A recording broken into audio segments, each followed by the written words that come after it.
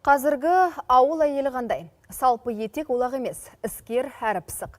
Бүгінде 2 миллион қазақстандық әйел ауылда еңбек етіп отыр. Әрбір 5-ші фермерлік шаруашылықты басқарып отырғанда осы қыз-келіншектер. Бүгін елордада ауылдық кәсіпкер әйелдердің 4-ші форум өтті. Сондай-ақ жиын аясында Coca-Cola белестері байқауының жеңімпаздары анықталды.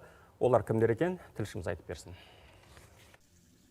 Coca-Cola белестері байқауының бір жеңімпазы Бағдат Түсіпбекова 4000 ақш доллар көлемінде грант ұтып алып, мал басын көбейтіп, оның өнімін сатып отыр. Мал басын 250-300 мыңнан сатып, таза миллионға жуық табыс көрдім. Күніне 80 литрдей 100 литр сүт алып, айына 30-40 килограмм май жинап, құртымды жинап, қалаға жүйелі түрде өткізіп отырам.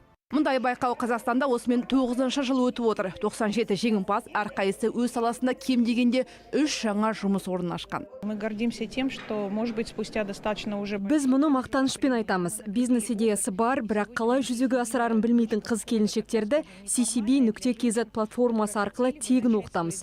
Онда бизнесті қалай бастау керектігінен бастап, түрлі кейстер мен табыс тарихы, ауыл әйелдерінің форумы туралы барлық материалдар жинақталған. Бұл да ауылда кәсіп бастаймын деген әйелдерге үлкен қолдау.